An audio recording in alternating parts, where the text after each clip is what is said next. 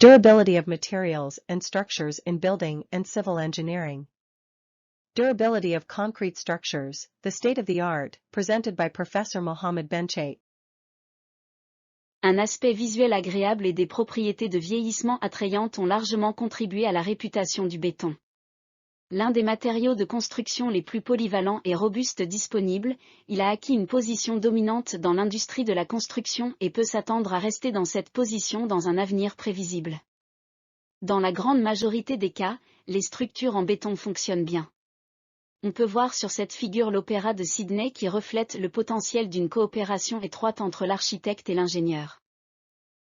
Néanmoins, il existe des situations où la détérioration prématurée a rendu les structures en béton impropres à l'utilisation.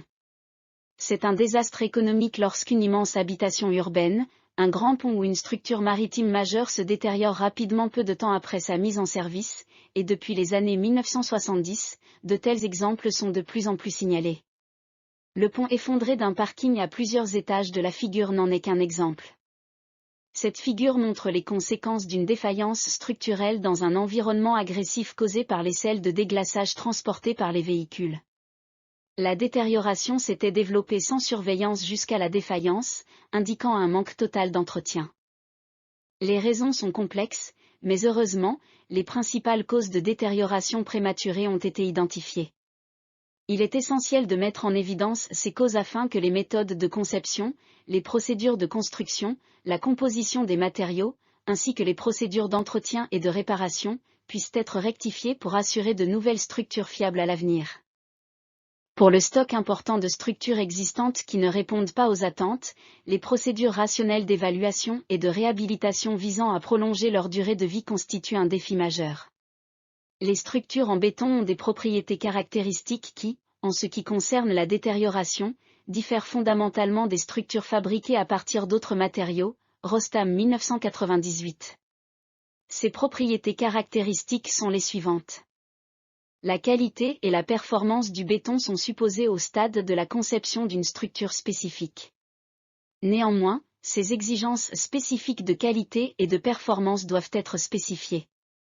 Les véritables caractéristiques de qualité et de performance du béton sont déterminées au cours du processus de construction. Par conséquent, cette période de temps très courte est le facteur le plus important pour assurer la durabilité requise de la structure finie.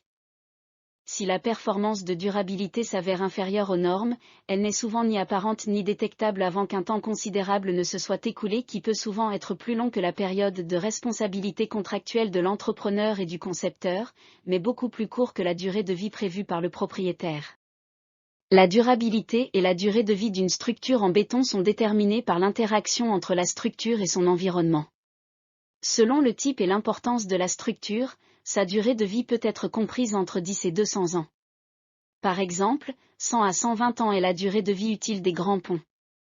Si l'agressivité de l'environnement de la structure n'a pas été adéquatement identifiée et traitée au cours du processus de conception et de construction, une détérioration prématurée peut rendre la structure impropre à l'usage auquel elle est destinée.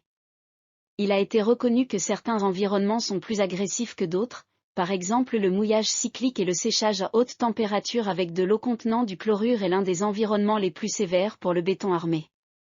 Les structures marines qui sont exposées à l'action du gel et du dégel, en plus de l'environnement salin, sont très vulnérables. La figure montre une structure marine. Effet de synergie entre la corrosion par le chlorure et l'action de gel-dégel.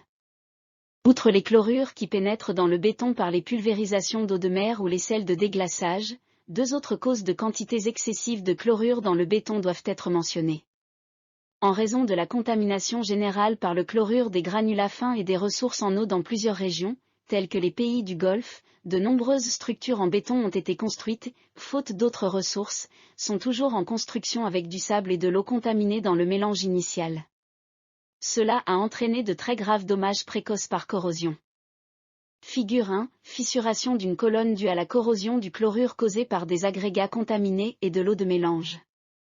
L'âge de la structure à la première fissuration était de 3 ans, climat du Golfe. Pendant le boom de la construction des années 1960 et au début des années 1970, des accélérateurs à base de chlorure de calcium ont été utilisés dans de nombreux pays industrialisés, entraînant plus tard de graves dommages causés par la corrosion. Figure 2. Délaminage d'une cloison de balcon préfabriquée due à la corrosion au chlorure causée par le chlorure de calcium ajouté comme accélérateur lors de la coulée. L'âge de la structure était de 15 ans, climat nord-européen. La corrosion des armatures est probablement le type de détérioration le plus grave et le plus répandu dans les structures en béton. Les coûts liés à la réparation des dommages causés par la corrosion dominent les budgets d'entretien et de réparation dans de nombreux pays.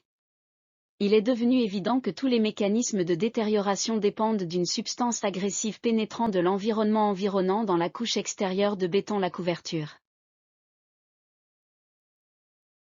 La connaissance et la compréhension des mécanismes de transport des substances liquides et gazeuses dans et à l'intérieur des structures en béton est donc l'élément le plus important pour assurer des structures en béton suffisamment durables. C'est également la base fondamentale pour quantifier la durabilité sous la forme de performance de durée de vie.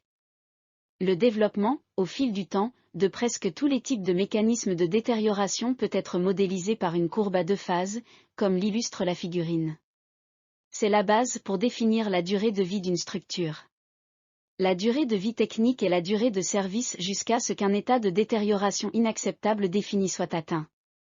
Les 2 phases de détérioration sont les suivantes. 1. La phase d'initiation.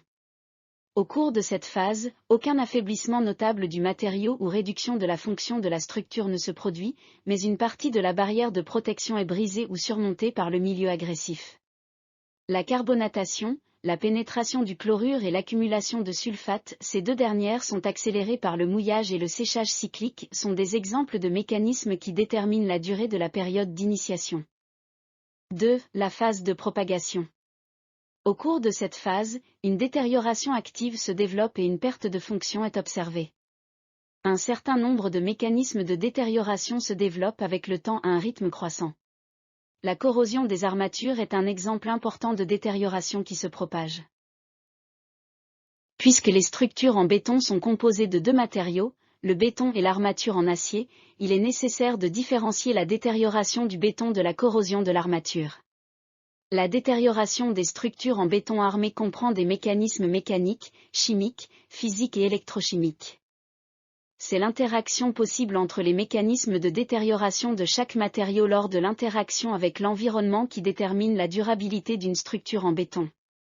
Il est important de garder cette question à l'esprit, car c'est la performance et la durabilité de la structure dans son environnement qui sont importantes, et non la durabilité potentielle de chaque matériau individuel.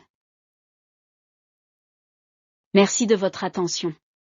Le prochain cours sera sur Transport and deterioration mechanisms in concrete. Transport mechanism. Mechanical action. Chemical processes. Physical